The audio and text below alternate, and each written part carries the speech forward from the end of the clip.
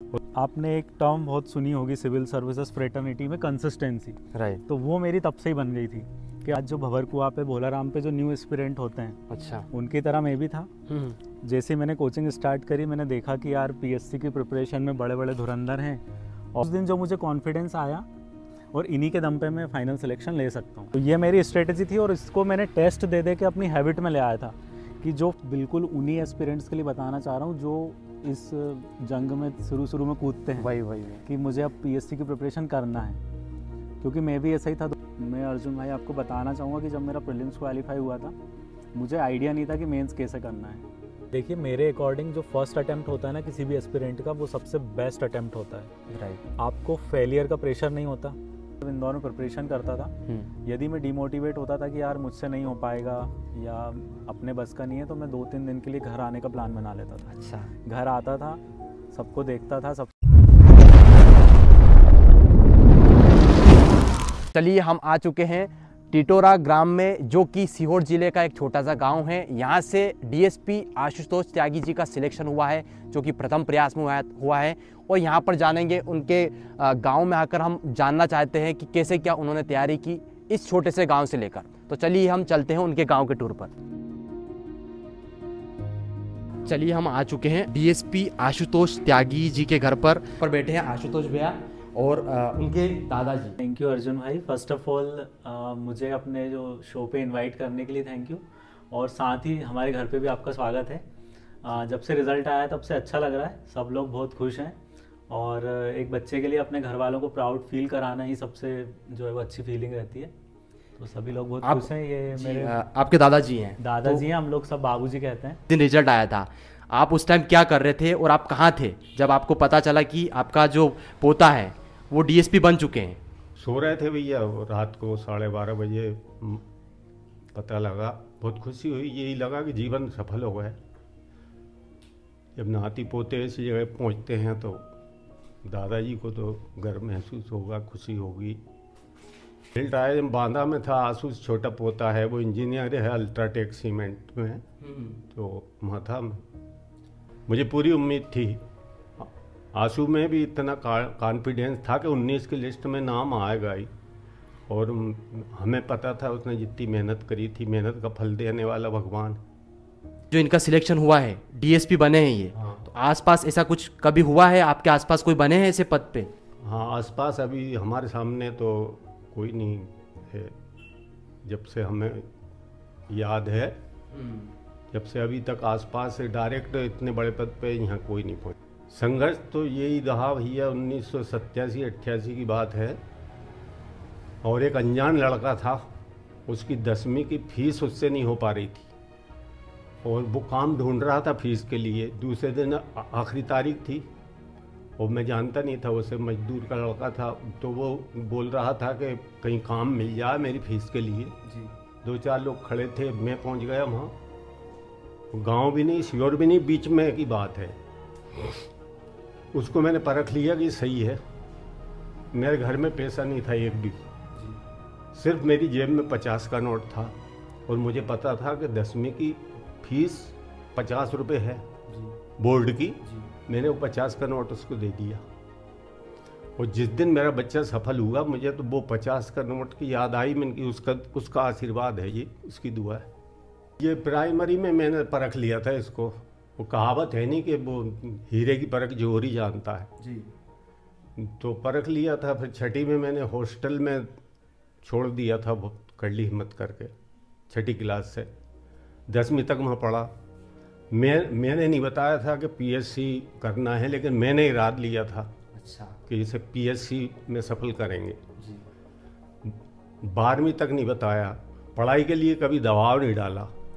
हमेशा कहता था ज़्यादा पढ़ने की ज़रूरत नहीं है, फ्री माइंड रहो अच्छा। हाँ, पर 12वीं में फिर इसने पीएटी की तैयारी करी। वो रिजल्ट देखा सीहोर का, सीहोर में 300-400 बच्चों में फर्स्ट आया। उस दिन मुझे विश्वास हो गया था कि ये अब किसी भी परीक्षा में रुकेगा नहीं जी। फिर बता दिया मैंने कि पीएससी की तैयारी करो बेटा। तो जानते थे कि आप पीएससी ऐसी होती है? ये तो हम पहले से जानते थे। 1970 में 10वीं क्लास बोर्ड से परीक्षा दी थी। आपने? हाँ। अच्छा। पीएससी की पूरी जानकारी थी। अच्छा। पूरी जानकारी थी। और पीएससी का लक्ष्य मैंने तो इसे 5वीं में देखा, यही बना लिया था। मैं तो पहले भैया पेरेंट्स के लिए बोलूँगा कि बच्चों पे अनावश्यक दबाव नहीं डालें, दूसरों से तुलना नहीं करें, उसमें बच्चे कुंठग्रस्त हो जाते हैं। और जो तैयारी कर रहे हैं वो पूरे आत्मबल से तैयारी करें, तो मेहनत करेंगे तो सफलता जरूर मिलेगी। आशु भैया के दादी जी हैं तो समझ नहीं पड़ रही थी कि क्या करूं। अच्छा। हाँ, इतनी खुशी हो रही थी, मिठाई बट रही थी और खूब पटाखे चल रहे थे, बहुत जनता थी।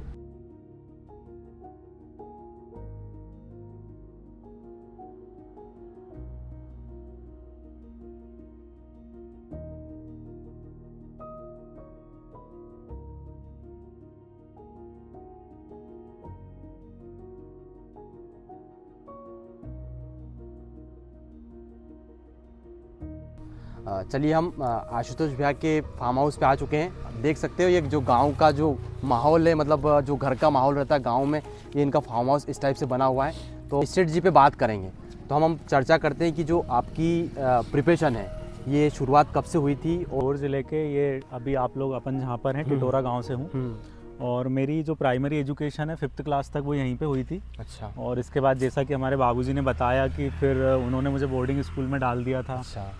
और जैसा बाबूजी ने बताया कि उन्होंने तब इरादा बना लिया था कि मुझे पीएससी की प्रिपरेशन कराना है। ओके। तो वो चीज़ कहीं ना कहीं मेरे माइंड में भी तभी क्लिक कर चुकी थी कि जैसे कभी कभी बाबूजी कहते थे कि अपने को बड़ा अफसर बनना है जी। तो मैं मन ही मन सोचता था कि यार कैसे बनना है, अभी तो अपन 6th क्लास में है, 8th में, 10th क्लास में, पता नहीं बड़ा अफसर कैसे बनते हैं, पीएससी करना है तो कैसे करना है। अच्छा। तो मुझे मतलब मैंने फिर तब से जैसे न्यूज़पेपर रीडिंग को अपनी हैबिट में डाल लिया था। हाँ। कि न्यूज़पेपर रीडिंग करना ही है। और बाबूजी मुझसे कहते थे कि अपने को ज़्यादा पढ़ाई नहीं करना है, नो टेंशन रहना है, बस तुम 2 घंटे 1 घंटे पढ़ाई डेली करते रहो। तो आपने एक टर्म बहुत सुनी होगी सिविल सर्विसेज फ्रेटर्निटी में, कंसिस्टेंसी। राइट। तो वो मेरी तब से ही बन गई थी कि अपने को कंसिस्टेंट रहना है अपनी कोई भी प्रिपरेशन हो चाहे उसमें। इसके बाद फिर जब मेरी 12th हो गई थी तो मैं प्लेन बीए नहीं करना चाह रहा था। मैं चाह रहा था कि मेरे पास, क्योंकि तब उस समय इतना कॉन्फिडेंस नहीं था कि मैं सिविल सर्विसेज क्रैक कर ही लूँगा, तो मैंने सोचा कि यार एक कोई प्लान बी ज़रूर होना चाहिए। तो मैं एग्रीकल्चर फील्ड में गया, मैंने बीएससी एग्रीकल्चर करा पीएटी क्रैक करने के बाद। अच्छा। और उसी दौरान, ये 4 साल की डिग्री होती है बीएससी एग्रीकल्चर, मैं इंदौर में गवर्नमेंट कॉलेज से पढ़ा, वहाँ पे बॉयज़ हॉस्टल में रहा। तो मैंने 2 साल बढ़िया अपनी जो कॉलेज लाइफ होती है उसको खूब इन्जॉय किया। अच्छा। कल्चरल एक्टिविटीज़ हों, स्पोर्ट्स हों, और जितने भी जो अपन कहते हैं ना धतकरा में कॉलेज का बंदा करता है वो सब करे। अच्छा। और इसके बाद मैंने 3rd ईयर से सिंसियरली अपनी प्रिपरेशन स्टार्ट कर दी थी। लगभग 9-10 महीने की प्री और मेंस की कोचिंग कर ली थी। और उस समय पढ़ाई तो नहीं हो पाई थी, लेकिन मुझे एक बेसिक आइडिया हो गया था कि मुझे पीएससी क्लियर करने के लिए क्या चीज़ें पढ़ना है, अच्छा, क्या चीज़ें नहीं पढ़ना है। मतलब उसके पहले आपको आइडिया नहीं था कि क्या पढ़ना है क्या नहीं पढ़ना है? नहीं, मुझे बिल्कुल भी आइडिया नहीं था। और मैंने कोचिंग से केवल आइडिया लिया कि मुझे क्या पढ़ना है क्या नहीं पढ़ना है। और जब मेरी पूरी कोचिंग हो गई थी तो मेरे पास 19 का अटेम्प्ट था सामने, मैंने अपनी प्रिपरेशन स्टार्ट कर दी थी। और फिर प्री मेंस इंटरव्यू कम समय में निकाला है आपने। मैंने पहले भी मेंशन किया था, आपने जब बताया था मुझे कि ये पहला ही अटेम्प्ट था आपका और समय भी कम, मतलब इतने कम समय में। हाँ। और अच्छी पोस्ट, तो थोड़ा सा इसका क्या अप्रोच था, कैसे आपने प्री को डील किया, कैसे मेंस को डील किया? मैं इसके पहले एक और चीज़ बताना चाहूँगा कि जब 2018-19 में 18 में मैंने प्रिपरेशन स्टार्ट करी थी, तो आज जो भंवरकुआ पे भोलाराम पे जो न्यू एस्पिरेंट होते हैं, अच्छा, उनकी तरह मैं भी था। जैसे मैंने कोचिंग स्टार्ट करी, मैंने देखा कि यार पीएससी की प्रिपरेशन में बड़े बड़े धुरंधर हैं, और जब उनसे पूछते थे कि यार कैसे पढ़ना है कैसे तैयारी करना है, तो बोलते थे कि यार 1-2 अटैम्प्ट दे के देख लो। अच्छा। इसके बाद फिर मतलब तुम्हें पता चल जाएगा कि कर पाओगे कि नहीं कर पाओगे। अच्छा। और फिर क्लासेस में बैठते थे तो देखते थे कि कई लोगों को बहुत डाउट्स पूछ रहे हैं क्लास में, और कुछ भी क्वेश्चन अगर पूछा जा रहा है तो तुरंत हाथ उठा रहे हैं, आंसर दे रहे हैं। तो वो सब चीज़ों ने स्टार्टिंग में बड़ा डीमोटिवेट किया। अच्छा। कि यार ये अपने बस का पता नहीं है कि नहीं है। लेकिन जब एक बार प्रिपरेशन स्टार्ट हो गई, और 2019 का जो प्रीलिम्स है वो 2020 में हुआ था, मैंने अपना प्रीलिम्स का एग्ज़ाम दिया। जो मुझे लगा कि जो पढ़ना चाहिए मैंने वो पढ़ाई करी, और मेरा मेन फोकस जो रहता था वो रिवीजन पे रहता था। अच्छा। मैंने एक सोर्स के अलावा कुछ भी नहीं पढ़ा। मेरा एक सोर्स था जो कोचिंग के मेरे नोट्स थे वो दूसरा मैंने अपना जो सोर्स बनाया था वो इंटरनेट को बनाया था। कोई भी टॉपिक हो मैं उसको इंटरनेट पे ज़रूर देखता था। जब प्रीलिम्स का एग्ज़ाम हुआ, जिस दिन एग्ज़ाम था, मैंने अपने मार्क्स वगैरह देखे तो मेरे 84 मार्क्स थे। 100 में से 84 क्वेश्चन सही थे। अच्छा। तो उस दिन जो मुझे, क्योंकि फिर मुझे रिज़ल्ट भी का भी इंतज़ार करने की ज़रूरत नहीं थी, तो उस दिन जो मुझे कॉन्फिडेंस आया कि जो मैं पढ़ रहा हूँ बिल्कुल ठीक पढ़ रहा हूँ, जो मेरे सोर्सेज हैं बिल्कुल रिलायबल हैं, और इन्हीं के दम पे मैं फाइनल सिलेक्शन ले सकता हूँ। अच्छा, आपको वहाँ से डायरेक्शन का आइडिया हो गया था मुझे कि अपने जिस रास्ते पे चल रहे हैं, राइट, अपने ऊपर कॉन्फिडेंस आ गया था कि मैं जो है वो क्रैक कर सकता हूँ। अच्छा, उसके पहले आपने जैसे फाइनल एग्जाम दिया था तो प्री के मॉक टेस्ट वगैरह लगाए थे, टेस्ट सीरीज वगैरह लगाई थी क्या? हाँ, शायद आपको अजीब लगे लेकिन मैंने लगभग 100 से ऊपर टेस्ट लगाए होंगे। 100 से ऊपर? हाँ। अच्छा, तो क्या स्कोर रहता था उसमें?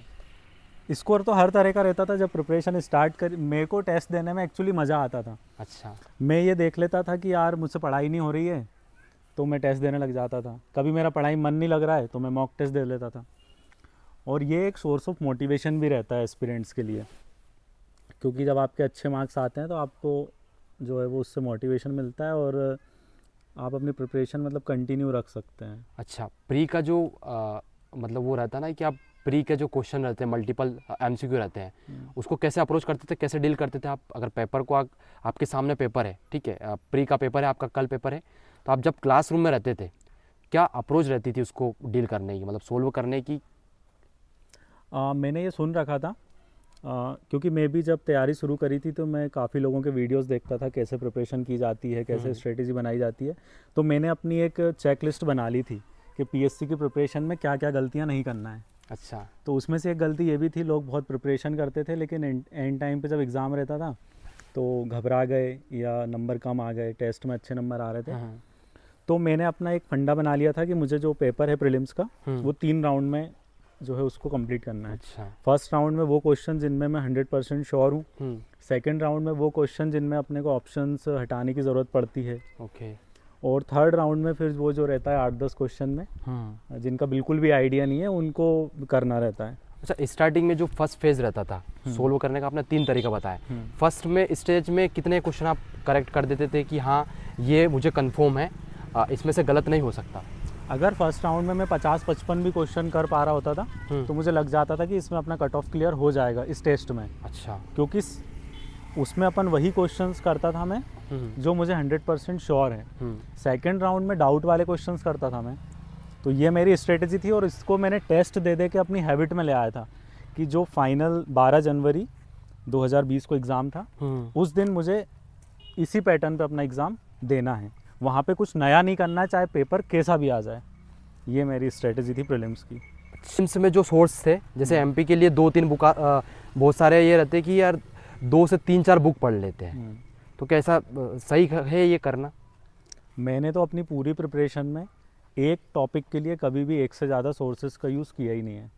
एमपी का आप पूछ रहे हैं तो एमपी में एक मुकेश माहेश्वरी मैंने पढ़ी थी, और इसके अलावा फिर मैंने ज़्यादातर कंटेंट के लिए मैं इंटरनेट पे रिलायबल था। अच्छा, इंटरनेट का यूज़ कैसे करते थे आप जैसे कुछ टॉपिक का सर्च करना हो तो इस टाइप से करते थे कि या फिर? हाँ, मैं वेबसाइट का यूज़ करता था क्योंकि वीडियोस को देख के हम कभी कभी जो है वो भटक जाते हैं थोड़ा सा, एक ही चीज़ के कई वीडियोस मिल जाते हैं। तो मैंने अपनी कुछ ऐसी वेबसाइट्स देख ली थी जैसे दृष्टि IAS हिंदी है। अच्छा। और भी यूपीएससी में कुछ वेबसाइट्स फेमस हैं, तो उनसे मैं अपने कंटेंट का जो है वो वैल्यू एडिशन करता था। ओके, प्री में भी आपने नोट्स वगैरह बनाए थे क्या? नहीं, प्री में मैंने नोट्स नहीं बनाए थे। मैं जो मतलब अपने नोट्स रहते हैं उनके ऊपर ही अगर मुझे कुछ लगता था, जहाँ जगह रहती है वहाँ अगर कुछ कंटेंट ऐड करना है तो मैं कर लेता था। अच्छा, आपका जो फर्स्ट टाइम रीड करने का रहता था तरीका, किसी बुक को पढ़ना है, हमने कभी नहीं देखा उस बुक को, फर्स्ट टाइम पढ़ रहे हैं, तो क्या अप्रोच रहती थी, पढ़ने का क्या तरीका रहता था आपका? क्योंकि ये क्वेश्चन इसलिए पूछ रहा हूँ मैं, जो भी प्रिपरेशन कर रहे हैं हो सकता है उनको तो आइडिया अच्छे से होगा, बट जो नए खिलाड़ी उतर रहे हैं इस मैदान में उनको आइडिया नहीं रहता है, क्योंकि जब तक वो या तो कोई गाइड ना करे या फिर कहीं कोचिंग ना करे, तो हो सकता है जो कोचिंग नहीं कर पा रहे हैं तो उनके लिए थोड़ा सा एक आइडिया लग जाए कि हाँ आपको इस तरीके से आपको पढ़ना चाहिए। हाँ, मैं बिल्कुल उन्हीं एस्पिरेंट्स के लिए बताना चाह रहा हूँ जो इस जंग में शुरू में कूदते हैं वही कि मुझे अब पीएससी की प्रिपरेशन करना है, क्योंकि मैं भी ऐसा ही था 2018-19 में। तो जब फर्स्ट टाइम हम रीड करते हैं तो कोशिश करना चाहिए कि कुछ भी याद करने की कोशिश ना की जाए, कुछ भी रटने की कोशिश ना की जाए। मतलब पहली बार ये है कि मुझे इसको इंटरेस्ट डेवलप करना है कैसे भी। ओके। एक बार इंटरेस्ट डेवलप हो गया तो हमें ये भी पता चल जाएगा कि इसमें से क्या क्या चीज़ें काम की हैं और फिर क्या क्या चीज़ें ऐसी हैं जो हमें काम नहीं आएंगी। पहली बार आप रीड करिए, पहली बार रीड करने के बाद जो PYQs रहते हैं, प्रीवियस ईयर के क्वेश्चन हैं, मैं बताऊं मैंने प्रीवियस ईयर क्वेश्चंस को इतने अच्छे से देख लिया था इतनी बार कि मैं कोई भी टॉपिक पढ़ता था मुझे याद आ जाता था कि यार ये क्वेश्चन पहले आया हुआ है, तो उससे एक बेसिक आइडिया हो जाता था कि किस टाइप के क्वेश्चंस पूछे जाते हैं। अच्छा, जब पढ़ने के बाद ऐसा भी होता है कि कुछ चीज़ें भूल रहे हैं, तो उनके लिए क्या था आपके पास, क्या करते थे? ये तो बिल्कुल स्वाभाविक है। 2 तरीके थे मेरे इसमें। मैं जब किसी टॉपिक को पढ़ता था तो मुझे लग जाता था कि ये चीज़ मुझे याद है, और जो याद नहीं होती थी उनको मैं ब्लू पेन से टिक कर लेता था कि जब मुझे नेक्स्ट रिवीजन करना है तो जिन पे ब्लू टिक लगा है उनको ज़्यादा फोकस करना है। फिर जब मैं 3rd रिवीजन करता था तो उन ब्लू टिक्स में भी कुछ चीज़ें अब फिर याद हो चुकी हैं, जो याद नहीं है उनको ब्लैक पेन से टिक कर लेता था। अच्छा। कि अब 3rd रिवीजन करना है तो ब्लैक वाले को देखना है। और कभी कभी तो मैं एक बार और इस प्रोसेस को करके फिर जब एग्ज़ाम रहता था तो जो लास्ट में रेड पेन के टिक लगे हुए हैं, अच्छा, जिनको मैं 3-4 बार पढ़ के भी भूल रहा हूँ, अच्छा, उन चीज़ों पे मैं लास्ट में फोकस करके जाता था। और एक चीज़ और याद करने के लिए मैं करता था, चीज़ों को टेबुलर फॉर्म में कर लेता था। जैसे हिस्ट्री में युद्ध हैं, जो युद्ध होते हैं, हल्दी घाटी का, प्लासी का युद्ध है, तो उनको एक टेबल में बना लेता था कि सारे युद्ध एक जगह रहें तो सबके ईयर याद हो जाएं, कौन सा किसके बीच हुआ था, कौन जीता था। चीज़ें हमें याद हो चुकी हैं, उन्हीं को बार बार पढ़ते जाएंगे तो टाइम वेस्ट ही होता है। राइट। मेंस ही है जो डिसाइड करता है कि आप लिस्ट में होंगे कि नहीं। ऐसा सब लोग कहते हैं कि मेंस ही डिसाइडिंग फैक्टर है, मुझे भी यही लगा। इंटरव्यू केवल ये डिसाइड करता है कि आपकी रैंक क्या होगी, पोस्ट क्या होगी। ओके। तो मैं अर्जुन भाई आपको बताना चाहूँगा कि जब मेरा प्रीलिम्स क्वालिफाई हुआ था मुझे आइडिया नहीं था कि मेंस कैसे करना है। मैंने पहले जो है मेंस की प्रिपरेशन खुद से करी भी नहीं थी, आंसर राइटिंग भी नहीं करी थी, लेकिन जब प्रीलिम्स निकल गया था तो मेरे अंदर कॉन्फिडेंस था कि मेंस को मैं कर लूँगा, क्योंकि मेरे 100 में से 84 क्वेश्चन सही हैं। मतलब मुझ में एबिलिटी तो है PSC को क्रैक करने की। राइट। अब मेंस का अगर मैं थोड़ा डिटेल में बताऊँ अपनी जो है स्ट्रेटजी को, तो सबसे पहली चीज़ शॉर्ट नोट्स मैंने बनाए थे सब चीज़ों के, क्योंकि जो सिलेबस है वो बहुत लेंदी है। शॉर्ट नोट्स बनाने के बाद मैंने इंटरनेट से अपने पूरे मटेरियल को वैल्यू एडिशन करा था, क्योंकि मेंस में आपके जब कॉपियाँ चेक होती हैं तो आपके पहले वालों की, आपके बाद वालों की कॉपीज़ से थोड़ा सा कंपैरेटिवली आपको अच्छा लिखना होता है। राइट। तो इसके लिए मैंने वैल्यू एडिशन किया था। विज़न IAS, दृष्टि IAS, सभी के मैं जैसे कोई टॉपिक पढ़ रहा हूँ, RBI मैंने पढ़ा, उसकी सफलताएं, उसकी असफलताएं, उसका बेसिक स्ट्रक्चर क्या है। लेकिन मैं RBI को जब इंटरनेट पर सर्च करता था तो मुझे जानने को मिलता था कि RBI ने अभी 2020 से 25 तक कोई भी डिजिटल लिटरेसी का कार्यक्रम चला रखा है, तो मैं उसको अपने आंसर में कोट करता था। अच्छा। तो ये तो शॉर्ट नोट्स का हो गया। ओके। नोट्स आपने पढ़ के बनाए थे या फिर जब पढ़ते गए थे, यानी कि कुछ टॉपिक्स पढ़ लिए उसके साथ में बनाते गए थे? नहीं, पहले मैं पढ़ लेता था। मैंने क्योंकि टाइम बहुत था मेंस के लिए, तो मैं दिन भर पढ़ाई करता था और फिर रात को उस टॉपिक के नोट्स बनाता था। कोरोना का टाइम था, पूरा 1 साल मिल गया था प्रिपरेशन के लिए।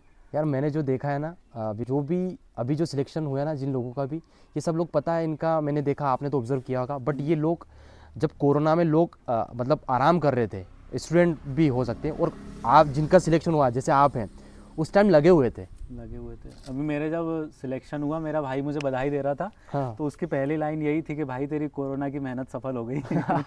क्योंकि जब सब लोग घर पे एंजॉय कर रहे थे, रील्स बना रहे थे, डिशेज बना रहे थे, राइट, पर 2019 वाले लोगों ने तो एक अलग ही स्ट्रगल किया है।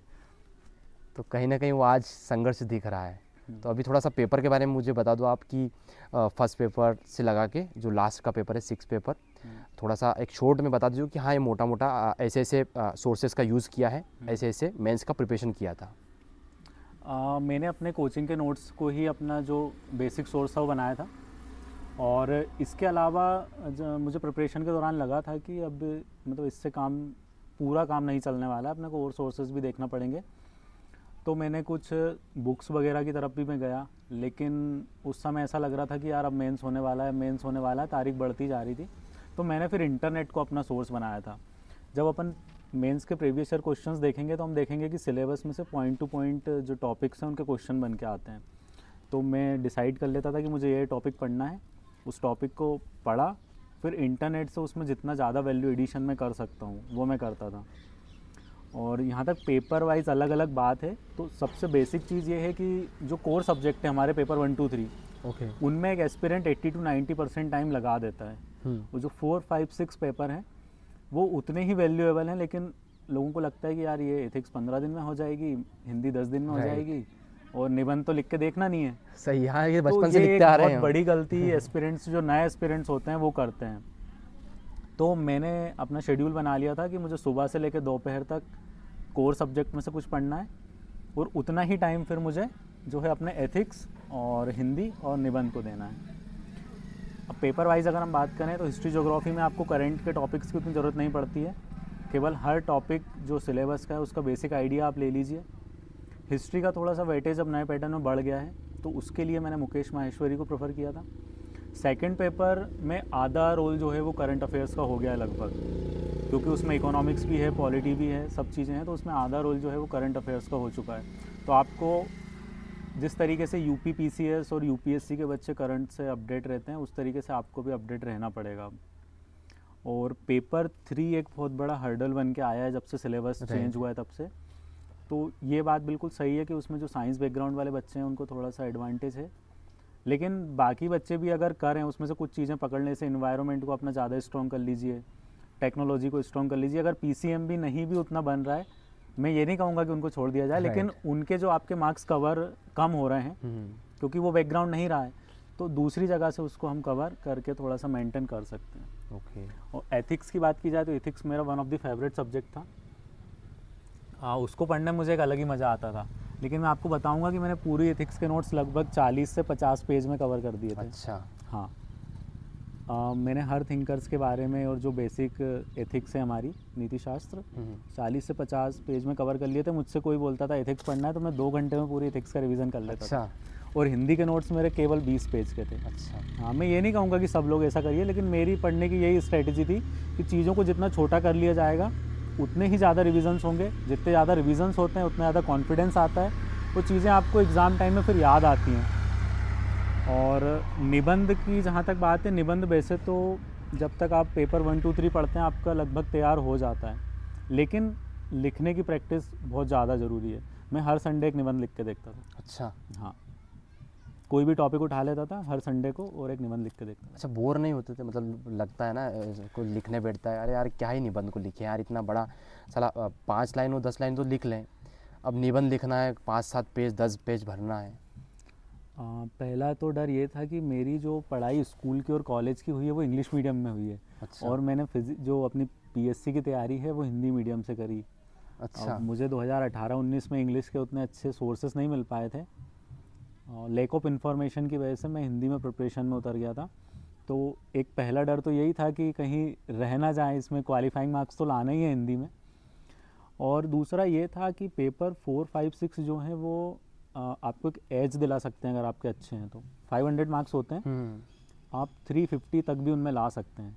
आप पेपर 1, 2, 3 में 70% मार्क्स नहीं ला सकते, उसमें एवरेज मार्किंग होती है, लेकिन पेपर 4, 5, 6 में आप मोर देन एवरेज मार्क्स ला सकते हैं। इसलिए मैं उनमें ज़्यादा मेहनत करता था। वो बोर तो सब होते हैं, लेकिन एक सोर्स ऑफ मोटिवेशन होना चाहिए जिससे आप बोर ना हो। ओके। ये नोट्स वगैरह बनाने में आपको कितना समय लगा था?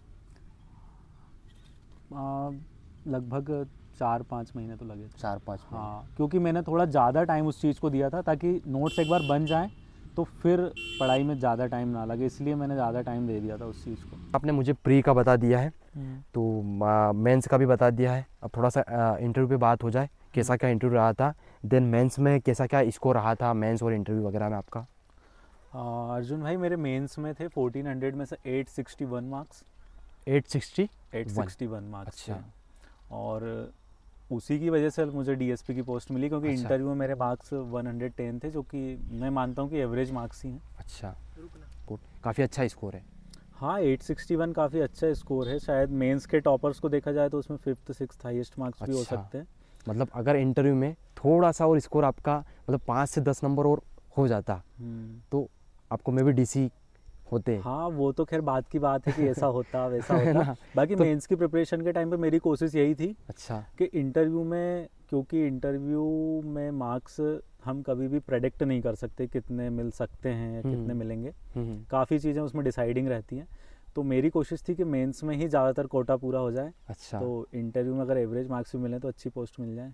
बाकी हाँ, सभी चीज़ों पे हमें बिल्कुल इक्वली इम्पोर्टेंस देना चाहिए। ओके। इंटरव्यू में आपको लगता है कुछ गड़बड़ हुई थी या फिर अच्छा गया था फिर भी मार्क्स कम मिले, या फिर आपको क्या लगता है? मतलब बहुत सारे ऐसे होते, कोई बोर्ड का बोल रहा है यार मुझे तो बोर्ड वो मिला था, इस चक्कर में नंबर कम हुए। कोई बोलता है कि मैं ऐसे तो पता नहीं क्या क्वेश्चन पूछे, मेरा तो अच्छा गया था फिर भी पता नहीं नंबर नहीं दिए। तो आपके साथ में क्या हुआ था? अगर किसी एस्पिरेंट को अच्छा इंटरव्यू देना है तो उसे इन सब चीज़ों के बारे में नहीं सोचना चाहिए कि कौन सा बोर्ड कैसा है या किस बोर्ड में किस तरह के मार्क्स मिलते हैं। वो लोग बहुत ही पोलाइटली बात करते हैं, आपको कंफर्टेबल फील कराते हैं। मतलब मुझे ऐसा लगता है कि वो मार्क्स काटने के लिए नहीं बल्कि मार्क्स आपको देने के लिए बैठे हैं, आपको मार्क्स उनसे गेन करना है। मेरे इंटरव्यू की मार्क्स की बात की जाए तो मेरा जो बैकग्राउंड रहा है ग्रेजुएशन का वो एग्रीकल्चर रहा है। अच्छा। हाँ, तो मुझसे लगभग 80-90% क्वेश्चन एग्रीकल्चर के पूछे गए थे। और चूंकि इंटरव्यू हुआ तब तक मेरी ग्रेजुएशन को 2-3 साल हो चुके थे, तो उसमें मैं कई चीज़ों के आंसर्स नहीं दे पाया था। और जो अप्रोच वाले क्वेश्चन होते हैं, कॉन्सेप्चुअल क्वेश्चन होते हैं, वो मुझसे पूछे नहीं गए। पूरा एग्रीकल्चर पे ही चला मेरा इंटरव्यू। अच्छा। तो मुझे देख के लगा था कि यार ये 120 मार्क्स वाला इंटरव्यू गया लगभग। अच्छा। और 110 ही आए। अच्छा। प्रिपरेशन स्टार्ट किया था तब से लगा के क्या चेंजेस हुए? मतलब सिविल सर्विसेज प्रिपरेशन से कुछ ना कुछ क्या बदलाव हुआ आपका? देखिए, इन सब चीज़ों में मेरे घर के जो संस्कार रहे हैं उनका काफ़ी रोल रहा है। मैंने देखा है कि मेरे दादाजी बाबूजी को लोगों की जो गरीब लोग हैं उनके बारे में सोचना देखा है मैंने, गरीब लोगों की मदद करते हुए देखा है। तो वो सब चीज़ें कहीं ना कहीं आपके जो है वो व्यवहार में आ जाती हैं। राइट। और साथ ही सिविल सर्विसेज एक बहुत ही प्रेस्टीजियस सर्विस है, हर कोई उसमें सर्व करना चाहता है। तो वो अपने आप में एक सोर्स ऑफ मोटिवेशन रहता है। राइट। कि इतनी अच्छी सर्विस में आपको लोगों को सर्व करने का मौका मिलेगा, लोगों से आपको सम्मान मिलेगा इसी नौकरी में। तो वो अलग ही एक सोर्स ऑफ मोटिवेशन है। ओके। अगर किसी को मतलब अपना गोल देखना है कि मुझे क्या करना चाहिए, राइट, जैसे आपका था रुझान थोड़ा सा पहले से था, मतलब जब आपके दादाजी ने बताया था कि मेरे मतलब पहले से ये कर रखा था कि मैंने बताया नहीं था बट मुझे इसी फील्ड में उतरना था, और आपका भी इंटरेस्ट फिर हो गया था कि मुझे इसी फील्ड में काम करना है। बहुत सारे ऐसा होता है कि डाइवर्ट होते हैं यार कि मुझे ये करना चाहिए या ये करना चाहिए। देखिए, ये चीज़ काफ़ी इम्पोर्टेंट हो जाती है गोल सेटिंग, क्योंकि फिर उसके ही अकॉर्डिंग आप उसमें जितना ज़्यादा समय लगाएंगे अपने गोल्स के उतने ही करीब पहुंचते जाएंगे। अगर आपकी ग्रेजुएशन भी हो चुकी है और आपका गोल सेट नहीं है तो काफ़ी प्रॉब्लम्स आती हैं। तो गोल जितना जल्दी हो जाए उसको गोल सेट कर लेना चाहिए। और अपन तो अभी वैसे भी जो सिविल सर्विसेज वाले एस्पिरेंट हैं उनसे तो लोग गोल सेट करना सीखते हैं कि यार क्या मोटिवेशन है इनके अंदर।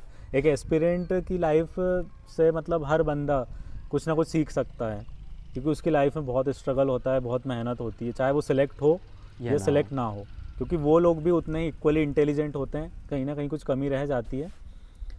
तो जितना जल्दी गोल सेटिंग हो जाए, और गोल सेट करने के बाद भी अपने टारगेट को छोटे छोटे टारगेट्स में डिवाइड कर लेना चाहिए। कहीं सारे बोलते हैं कि आपका बैकअप होना चाहिए, प्लान भी होना चाहिए। कहीं बोलते हैं कि आपका बैकअप प्लान अगर हुआ है तो अब में भी आप डाइवर्ट हो जाएंगे, डिस्ट्रैक्शन बढ़ जाएगा आपका। आप क्या सोचते हैं इस पे? देखिए, इसमें आपको थोड़ा सा अपना बैकग्राउंड देख लेना चाहिए। अगर कोई बंदा है वो उसको मतलब उस पर फैमिली का ज़्यादा प्रेशर नहीं है जॉब वगैरह का, तो प्लान भी होना ज़रूरी भी नहीं है। लेकिन मुझे फैमिली को ना देखते हुए मुझे खुद अपना ये था कि यार 22-23 साल की उम्र में अगर हो जाए तो फिर इंडिपेंडेंट होना चाहिए। और सिविल सर्विसेज में थोड़ी सी क्या अनसर्टेनिटी रहती है, इसलिए मैंने शुरू से अपने प्लान बी पे काम किया और एग्रीकल्चर सब्जेक्ट से मैंने ग्रेजुएशन किया। और अभी रिज़ल्ट उसका मुझे बेनिफिट भी हुआ कि पिछले 3 साल से पीएससी का रिज़ल्ट नहीं आ रहा था, और मैं लगभग 1-1.5 साल से जो रूरल एग्रीकल्चर एक्सटेंशन ऑफिसर होते हैं, मैंने व्यापम का एग्ज़ाम दिया था और उसमें अब पिछले 1-1.5 साल से काम कर रहा हूँ मैं। अच्छा, आपका ग्रेजुएशन एग्रीकल्चर एग्रीकल्चर से, फील्ड अलग ही है, कैसे कोप अप किया इसे? क्योंकि ये तो पूरा ही अलग हो गया ना। जैसे आप सोच सकते हो कि पीसीएम जो होता है और बीए वगैरह होता है, वो चीज़ें होती है। नहीं, सिविल सर्विसेज की तरफ मेरा रुझान शुरुआत से था। मेरे दोस्त भी बोलते थे यार भाई तेरा जीके बढ़िया है, तू पीएससी निकाल लेगा। अच्छा। तो दोस्त भी एक मतलब बहुत ज़रूरी कड़ी होती है कोई भी अपने को अगर सफलता प्राप्त करना है। हाँ। और मेरे जो सारे दोस्त हैं, हमारे जो एग्रीकल्चर कॉलेज का हॉस्टल का माहौल था, हाँ। बहुत ही बढ़िया माहौल था। सब लोगों ने हमेशा मोटिवेट किया है कि भाई तुम निकाल लोगे, करो बढ़िया तैयारी। अच्छा। और जहाँ तक उस फेस चेंज की बात है तो मैं खुद, आपने देखा कि हम लोग किसान परिवार से हैं, तो एग्रीकल्चर पढ़ने में कभी दिक्कत आई नहीं उस वजह से। राइट। अभी तक कितने प्री दिए आपने? मेरा 19, 20 और 21 तीनों के प्रीलिम्स निकले हुए हैं। हाँ, और इसके बाद अभी जब से मैं जॉब में हूँ मेरी प्रिपरेशन छूट गई है। अच्छा।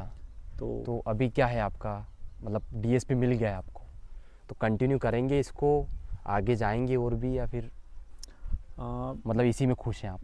मैं बिल्कुल खुश हूँ, संतुष्ट हूँ, और मुझे लगता है कि जो मिला है मुझे इतनी प्रिपरेशन करके, तो अब और अपने साल उसमें लगाने से अच्छा है कि जो मिला है उसी में लोगों को सर्व करेंगे, इसी जॉब को एंजॉय। मैंने आपको देख के ये ऑब्ज़र्व किया, मैंने इतने सारे टॉपर्स तो किए जो भी देख रहे हैं, बट ये देख के ऑब्ज़र्व किया कि आपने हार्ड वर्क किया है, उसके साथ में स्मार्ट भी किया है, बट इतने कम समय में आपने अचीव किया, ये एक बड़ी चीज़ है यार। क्योंकि 1 से 2 साल का प्रिपरेशन में आपने, बैकग्राउंड आपका एग्रीकल्चर था, मतलब जो ग्रेजुएशन था, फिर भी आपने इस फील्ड में इतना अच्छा किया। मेरे अकॉर्डिंग जो फर्स्ट अटेम्प्ट होता है ना किसी भी एस्पिरेंट का, वो सबसे बेस्ट अटेम्प्ट होता है। राइट। आपको फेलियर का प्रेशर नहीं होता, और साथ में फेलियर का प्रेशर के साथ साथ फेलियर का जो बोझ है वो भी आपके ऊपर नहीं होता है।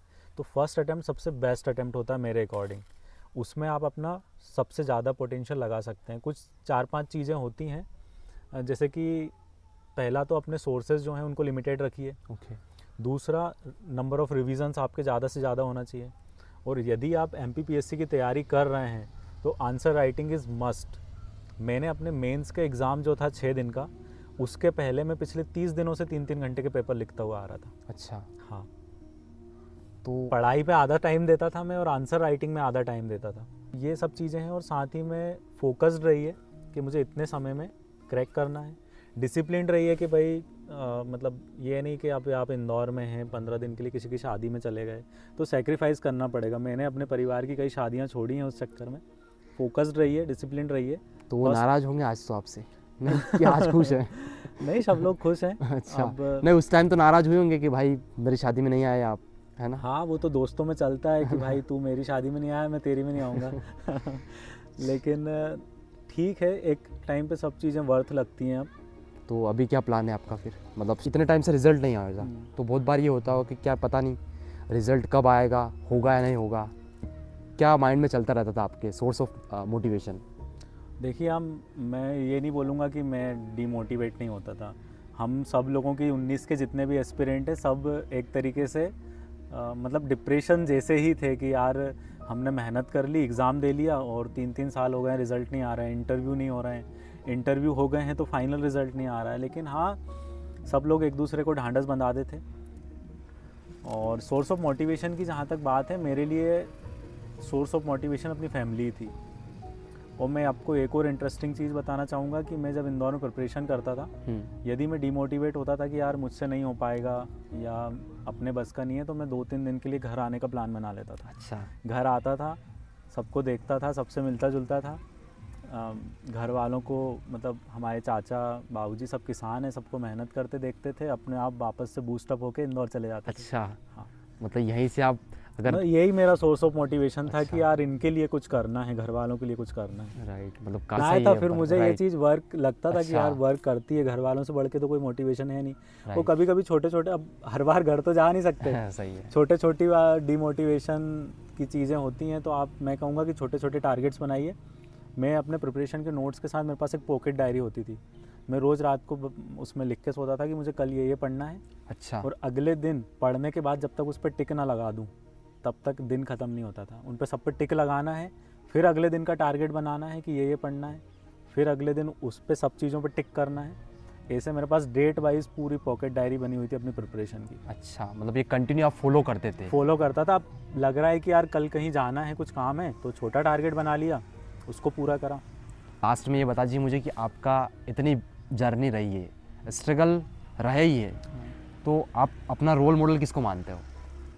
हाँ, मेरे बाबूजी मेरे रोल मॉडल हैं। मेरे बाबूजी, मेरे चाचा जी, क्योंकि उन लोगों ने जो हर, मतलब सभी के माता पिता, घर वाले करते हैं अपने बच्चों को पढ़ाने के लिए जो मेहनत करते हैं, तो लगता है कि यार ये इतना इनपुट लगा रहे हैं तो इनको भी आउटपुट देना है। और अपने घर वालों को इस तरीके से प्राउड फील कराने से बड़ी खुशी तो कोई हो नहीं सकती। राइट। तो अभी कैसा क्या माहौल है वैसे गांव में जब आपका सिलेक्शन हुआ था, तो उसके बाद सब घर वाले, परिवार वाले, गांव वाले सब कुछ खुश हैं। और मुझे सब उससे बड़ी खुशी ये है कि जिस दिन मेरा रिज़ल्ट आया था, मेरे पास अपने कॉलेज के जूनियर्स के कई लोगों के मैसेज आए कि आशु सर मज़ा आ गया यार, अब मोटिवेशन आ गया, अब हम भी कर लेंगे तैयारी। अच्छा। कई रिश्तेदारों में भी कई लोगों के जो मतलब मेरे साथी उम्र के हैं कि यार आशु भैया अब हम भी कर लेंगे, आपने कर दिखाया यार, हमारे बीच से आप निकल गए तो हमको भी मोटिवेशन आ गया। तो ये चीज़ सबसे ज़्यादा खुशी देने वाली है कि अपन को देख के अब कई लोगों को मोटिवेशन आया है, वो भी तैयारी करेंगे, ग्रामीण क्षेत्र के लोग। फ्यूचर एस्पिरेंट्स के लिए मेरा यही टिप्स है कि सबसे पहला तो यदि आप तैयारी में आ रहे हैं तो एक अपना खुद का सेल्फ एनालिसिस कर लीजिए कि इस एग्ज़ाम की डिमांड क्या है और मैं कुछ हद तक उस एग्ज़ाम की डिमांड को पूरा करता हूँ कि नहीं। राइट। तो फिर आपको प्रिपरेशन में जाना सही रहता है। और जो प्रिपरेशन ऑलरेडी कर रहे हैं उनको यही है कि अपनी खुद की स्ट्रेटजी बनाइए, देखिए कि लोगों ने गलती करके मत सीखिए, लोगों को देखिए कि उनने क्या क्या गलती करी थी, मुझे क्या गलती नहीं करना है। और कम सोर्सेस रखिए, ज़्यादा रिवीजन कीजिए, जितना आप प्रिपरेशन को सिंपल रख सकते हैं उतना अच्छा रहेगा। आप ही हैं अपनी प्रिपरेशन को सिंपल बनाने वाले और कॉम्प्लिकेटेड बनाने वाले। राइट। एक चीज़ और मेंशन करना भूल गया था मैं, जैसे आपने मुझे स्ट्रेटजी के बारे में बताया, राइट। ऐसे कहीं टॉपर्स के मैं इंटरव्यू लेता हूँ, ठीक है, तो जो भी एस्पिरेंट देख रहे हैं, क्या इनको ये स्ट्रेटजी फॉलो करना चाहिए, ये कॉपी करना चाहिए? बिल्कुल कॉपी नहीं करना चाहिए, ये बहुत सही चीज़ आपने मेंशन करी है। मैं कह रहा हूँ ना, अपनी स्ट्रेंथ और वीकनेस को पहचानिए और उसके अकॉर्डिंग अपनी तैयारी कीजिए। यदि किसी की आंसर राइटिंग अच्छी है तो उसको पढ़ने में ज़्यादा ध्यान देना चाहिए, लेकिन अगर किसी की आंसर राइटिंग वीक है, उसकी स्पीड कम है, राइटिंग ख़राब है, तो उसको उस चीज़ पे ज़्यादा ध्यान देना चाहिए। तो अपनी जो स्ट्रेंथ वीकनेसेस हैं उसके अकॉर्डिंग प्रिपरेशन को अपन बहुत ज़्यादा सिंपल बना सकते हैं। मैं ये नहीं कहूँगा कि एग्ज़ाम सरल है, एग्ज़ाम बहुत टफ है, लेकिन आप ही हैं उस एग्ज़ाम को सरल बनाने वाले। राइट। सो चलिए, आपसे मिलकर बहुत अच्छा लगा, खुश हुई। यहाँ पर देख सकते हो आपका जो फार्म हाउस मैंने बताया, इस पर टूर भी करवाया है, थोड़ा सा बैठ के बातचीत की, चल के घूम फिर के, क्योंकि कोशिश की कि इस बार कुछ नया ट्राई किया जाए। क्योंकि मैं जब आशु भैया से बात हुई थी तो वही प्लानिंग यही था कि यार क्यों ना गांव आके शूट करें, थोड़ा सा अच्छा लगेगा कि सबको पता चले कि एक जो रियल लाइफ होती है वो कैसी होती है। तो बस आपको आई होप ये वीडियो बहुत पसंद आएगा। मुझे लगता है कि इस इंटरव्यू की मदद से आपको जो आपकी स्ट्रेटजी है, हो सकता है आप थोड़ा सा ट्रैक आपका चेंज हो, गलत रणनीति अपना रहे हो, तो थोड़ा सा इसे ये आप कॉपी मत करिए। अभी जो आशु भैया ने मेंशन किया, कॉपी मत करिए, बस एक आप आइडिया लगा सकते हो कि आप इस प्रकार से भी जहाँ जहाँ गलतियाँ कर रहे हो आप उसको सुधार सकते हो। मैं मेंशन करना चाहूँगा, जैसे इन्होंने नोट्स बनाए थे, तो वो नोट्स या फिर जो कॉपियाँ वगैरह होती थी टेलीग्राम पे मैं शेयर कर दूंगा, तो आप टेलीग्राम से जुड़ जाइए। डिस्क्रिप्शन में लिंक दिया गया है, कमेंट में मैं पिन कर दूंगा, तो वहाँ से ज्वाइन कर लीजिए। तो ये वीडियो आपको कैसा लगा? अगर आप चैनल पर नए हो तो चैनल को सब्सक्राइब कर दीजिए और वीडियो को लाइक कर दीजिए। Thank you so much.